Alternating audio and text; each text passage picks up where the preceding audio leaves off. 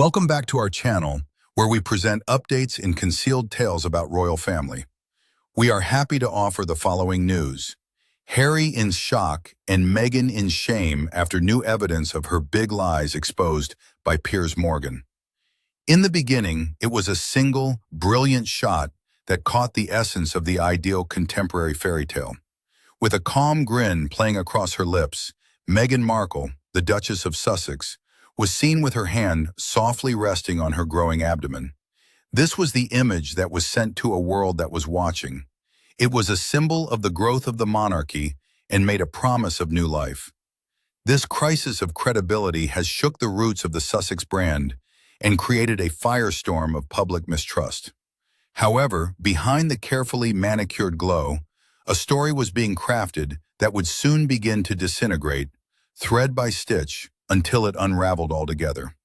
This crisis of credibility has left behind a crisis of credibility. The story being told about Archie's entrance was supposed to be a happy chapter in the story. Unanswered questions and disquieting discrepancies produced a vacuum that was rapidly filled by suspicion, conspiracy, and the unrelenting voice of one of her most vehement adversaries, Piers Morgan. Instead, it became a case study in public relations catastrophe. It is the story of how the royal birth that was the most awaited in a generation became one of the most contested in the most recent generation. A glimmer of uncertainty could be felt in the digital ether, and it was nearly impossible to detect the initial tremor of discomfort. In the same way that it does so frequently, it began with the images. Online communities, armed with screenshot tools and limitless archives, started to detect something worrisome about the Duchess of Cambridge's baby belly. Royal monitoring has matured into a forensic science, and online communities have begun to identify this unsettling aspect. During one of her public appearances, it was prominent, a silhouette that cannot be denied to be that of a late-stage pregnancy. After several days, and sometimes even hours, it appeared to be smaller, lower, or shaped differently when viewed from a different perspective and when wearing a different garment. The initial reaction to these observations was to dismiss them as the typical chatter of internet trolls, or as the product of simple variables. For example, the cut of a dress, the posture of a woman who has been standing for hours, and the deceptive play of light and shadow were all considered to blame. On the other hand, the disparities continued to escalate. By that point, the pattern had become too consistent to ignore. What was first a shrug quickly transformed into a frown on the face. The screenshots were arranged next to one another, comparison videos went viral, and a question that had been addressed in a whisper was now being asked openly. Why did the bump appear to shift so drastically and so frequently? This visual discrepancy was shocking exactly because it strayed from a deeply entrenched public expectation of royal pregnancies, an expectation solidified into a modern tradition by two remarkable women, Princess Diana and Catherine, Princess of Wales. The births of royal children were traditionally announced with a note that was affixed to the gates of Buckingham Palace. This practice lasted for several generations. That cold and impersonal distance was broken by Diana. A unique and potent ritual was established by her when she made the decision to give birth in the Lindo wing of St. Mary's Hospital and then appeared on the steps of the hospital with her newborn sons. The divide that existed between the untouchable institution and the people that it served was bridged during this moment of shared vulnerability and national celebration. This rite was brought to the level of an art form by Catherine, who did so with precise grace. Several hours after giving birth, she would emerge from the hospital wearing heels, wearing an impeccable outfit, and beaming brightly as she introduced a future king to the media from all over the world. These appearances were more than just opportunities for photographs. They were acts of symbolism intended to represent the Constitution. In addition to providing clarity and reassurance, they also provided a strong sense of continuity. Those in the public eye were not merely observing a newborn, Rather, they were observing the succession, which was a palpable link in a chain that had been uninterrupted for 1,000 years. This moment in the Lindo wing became a cultural touchstone, a dependable and well-liked piece of royal theater that emphasized the monarchy's dedication to its duty as a public figure. The consistency of Catherine's pregnancies, which were observed and documented on a weekly basis, as well as the successful ultimate reveal, established a benchmark against which all subsequent pregnancies of royal children would be evaluated. The shifting images of Meghan's pregnancy were so profoundly distressing to a great number of people because of this established and predictable narrative. An unexplained pivot in the promise of the future. Before the inquiries over the images had really taken root, the Sussexes were already in the process of constructing another essential component of their story, the plan for a calm, private, and home delivery at Frogmore Cottage. This particular piece of information, which was deliberately spread through friendly press and insiders, was an excellent example of branding. The image that Meghan was developing for herself was one of natural wellness, spirituality emanating from California, and a rejection of rigid royal etiquette. This picture was perfectly aligned with Meghan's image. Her independence was best shown by the fact that she gave birth at home. It was a proclamation that she would welcome her child into the world on her own terms, away from the frenzied media scrum that was taking place on the Lindo wing stairs, and protected from the institution that she was already beginning to portray as being cold and unfeeling. For the most part, the general people was willing to accept this. It seemed like a logical choice, even if it was slightly pointed, for a couple who was becoming more open about their desire for seclusion. They were on their own personal path, and giving birth at home seemed like a genuine expression of their core beliefs and principles. On the 6th of May, 2019, the entire story, which had been meticulously constructed, came crashing down without a single word of explanation. Rather than giving birth in the serene sanctuary of Frogmore Cottage, Meghan gave birth at the posh and private Portland Hospital in London, according to the statement that was made. No, the place itself was not the source of the issue. Most deliveries take place in hospitals, which is typically the safest and most logical decision from a medical standpoint. The failing that was the most disastrous was the quiet.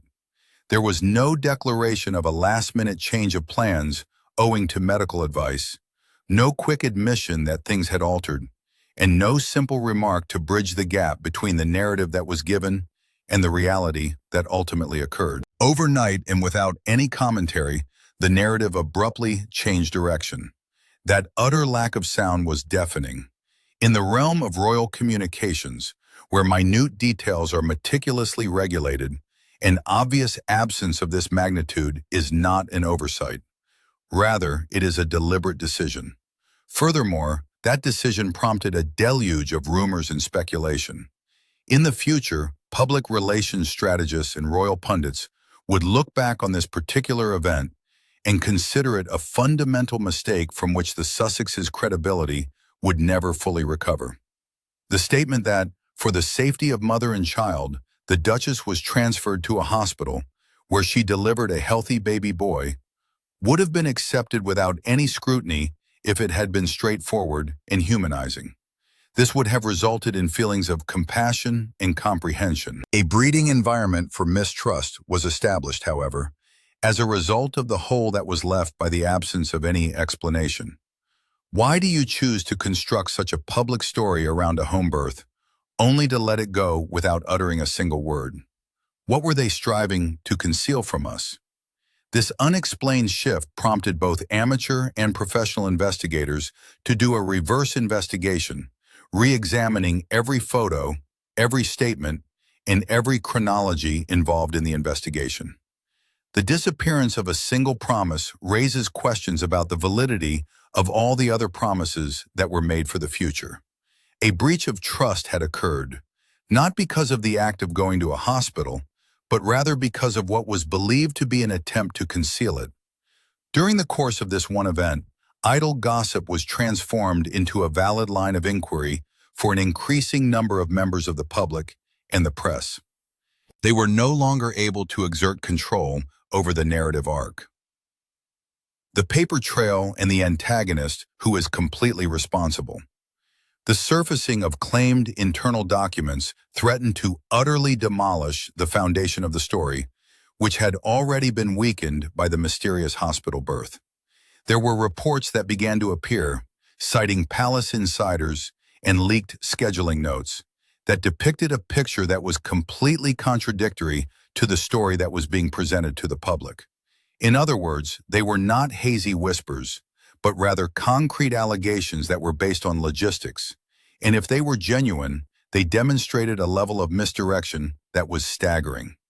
Some of these accusations were particularly combustible because they entailed scheduling problems that appeared to be logically impossible. According to these purported papers, Meghan was scheduled to attend visits at the hospital on the very same days that she was being photographed at public engagements all around London, smiling and holding her pregnant belly for the cameras. These were not insignificant overlaps that could be explained away by traffic or a delayed start. Rather, these were entire days in which the paperwork supposedly placed her in one area while the global media documented her at another location. One of the most shocking revelations concerned the day that Archie was born in and of itself. In contrast to the official account, which depicted Meghan's trip to the hospital as a calm and discreet one, the supposed documents were believed to situate her in a completely different geographical location. It was at this juncture that the public's uncertainty changed into a profound sense of distrust. The timetables for pregnancy are not suggestions. Rather, they are the biological realities that exist. Having two locations at the same time is impossible. The palace and the Sussexes have maintained their silence, which has made the impact of these leaks even more significant.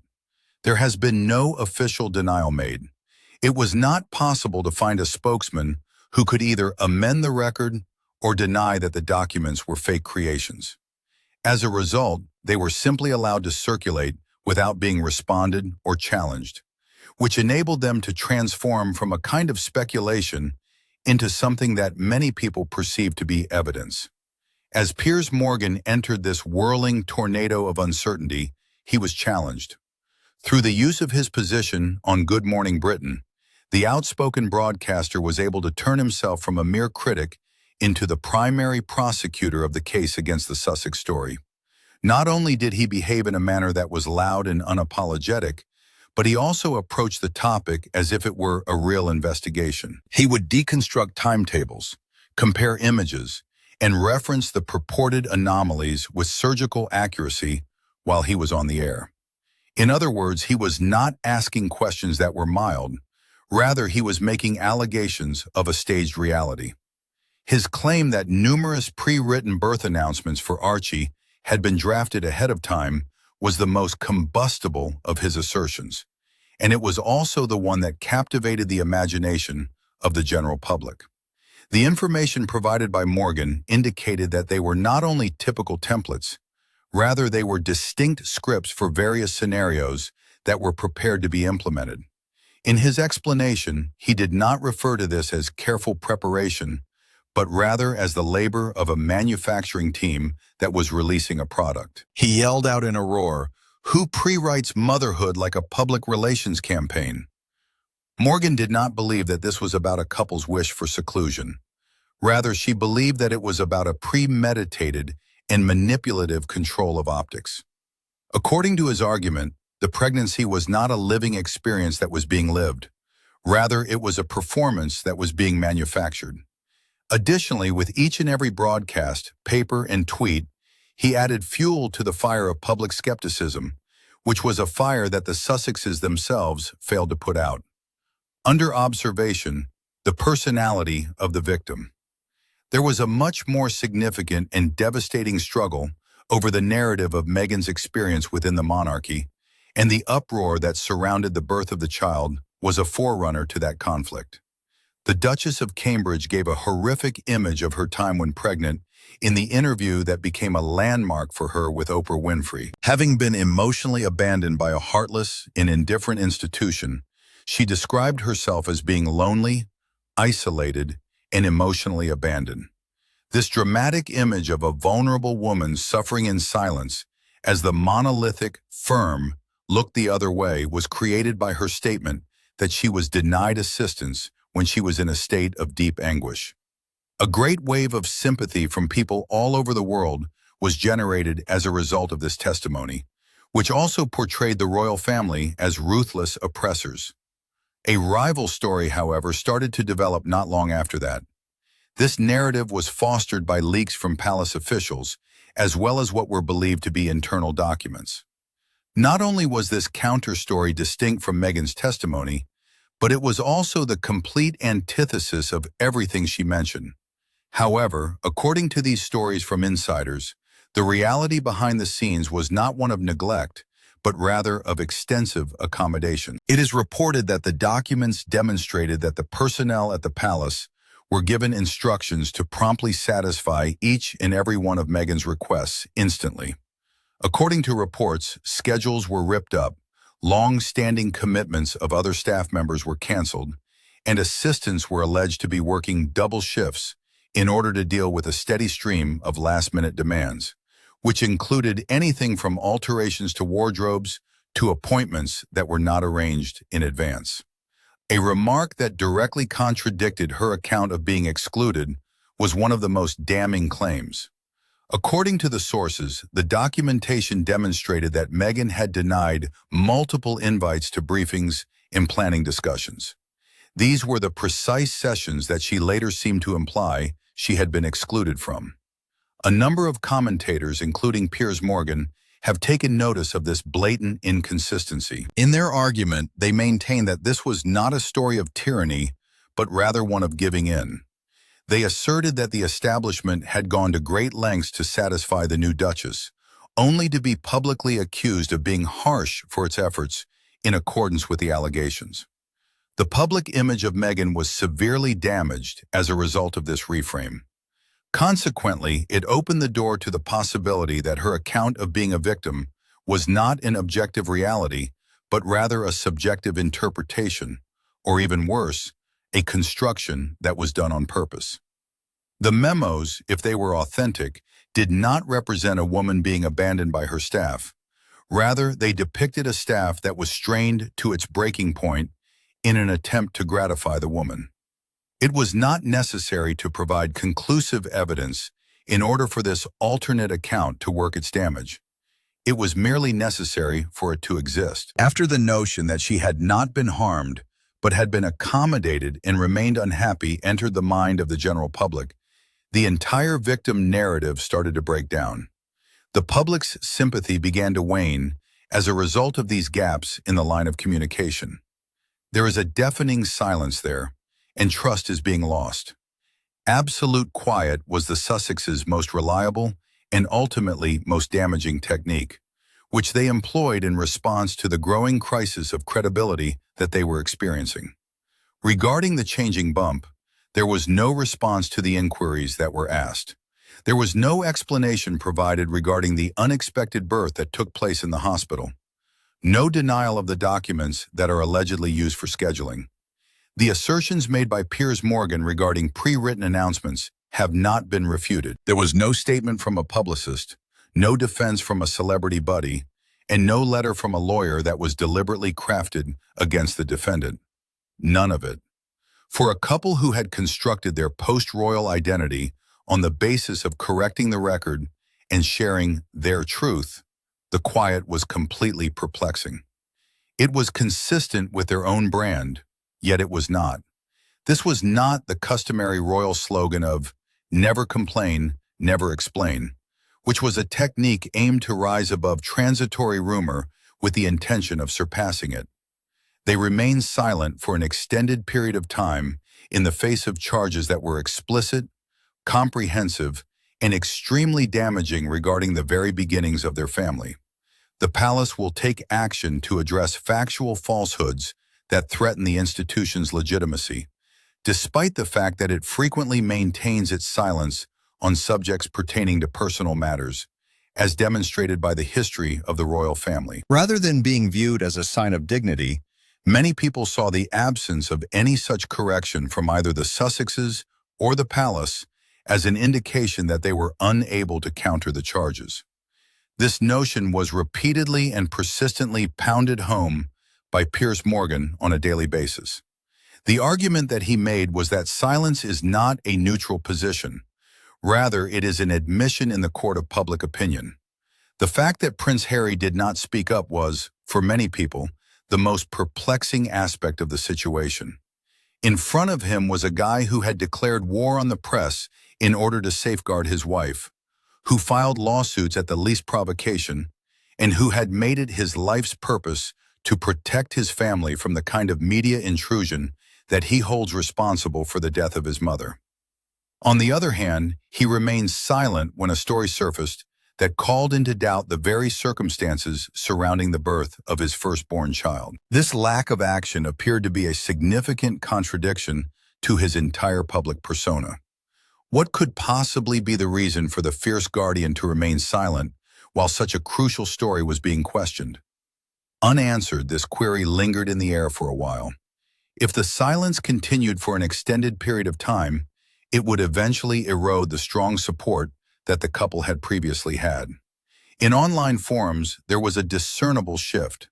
The comments went from, "This is a coordinated media attack," to, "Why won't they just explain?" The void that was created by their silence was filled by the voices that were the loudest. And those voices belonged to their detractors. The prosecution's case started to look more and more persuasive as the defense did not present any evidence to refute it. How performance, perception, and motherhood weaponization relate. Even the couple's most significant moments were re-examined with a more gloomy viewpoint as public cynicism grew. Critics like Morgan undertook a forensic post-mortem on the Oprah interview, once considered a noble act of truth-telling. He showed Meghan's techniques frame by frame, using the strategies of an experienced actress. He highlighted the long, dramatic pauses, carefully placed looks, and almost crying tears. He believed the emotional rhythm, which involved a steady buildup of tension and a cathartic, controlled release, was remarkably comparable to her earlier podcasts and interviews. He concluded harshly that this was a rehearsed show, not a spontaneous outpouring of pain. This criticism resonated with the audience because it fit the narrative manipulation pattern. The scripted pregnancy story, pre-written announcements, and photographs represented a couple obsessed with creating their own reality. It is crucial to distinguish media training from dishonesty. Once an audience realizes emotions are fabricated for effect, authenticity is lost. It's believed that every tear and pause is intentional. What was raw seemed contrived. This led Piers Morgan to propose that Meghan Markle had deliberately politicized parenting, his most controversial notion. Her public persona focused on pregnancy and new motherhood vulnerabilities, creating an almost impassable cultural barrier, he claimed. Society has been taught to protect, comfort, and avoid conflict with expecting mothers. Morgan claimed that this noble ambition was being used to obstruct legitimate inquiry. Questioning the timeline's discrepancies would be harsh and insensitive. Asking palace employees about their inconsistent comments would make one look like a bully who harmed a pregnant woman. Being misogynistic required expressing any doubt. He believed motherhood had become a narrative element utilized precisely when public inquiry increased. The conversation would end and focus on her emotional issues, tension, and fragility. Whatever one thought of this inflammatory allegation, it explained an obvious trend convincingly. As more people learned about it, its effectiveness decreased, just like any other overuse approach. The forbidden question: why does the story need so much protection if it's true? It increased criticism rather than silenced it. Non-healing credit problem. After all the pieces were presented, the argument had transcended any single feature, including the changing images, the hospital flip, the claim documents, Morgan's relentless campaign, and the Sussexes' silence. No longer was it an issue of whether a bump was real or why they went to a certain hospital. The problem appeared to be a trust crisis. The damage was generated by a slow accumulation of unanswered questions and people's impressions of deceptions. Background credibility decay crept into public perception. Skepticism is inevitable when a story given with such certainty turns out to be full of contradictions. The respected pair lost the benefit of doubt, which had been a wonderful reservoir. This is the real and lasting impact of Archie's birth dispute. Unfavorable headlines tarnish their credibility, not humiliate them. From now on, every project, humanitarian effort, and emotional interview will be viewed with uncertainty. Over time, people will make their own conclusions and connect their own connections based on distrust. A disagreement was disclosed gradually, not suddenly.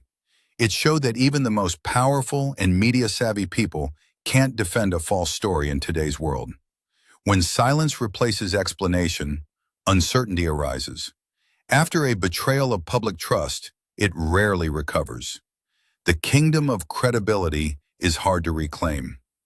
Thank you for watching the video. Please let us know your thoughts and say goodbye for now.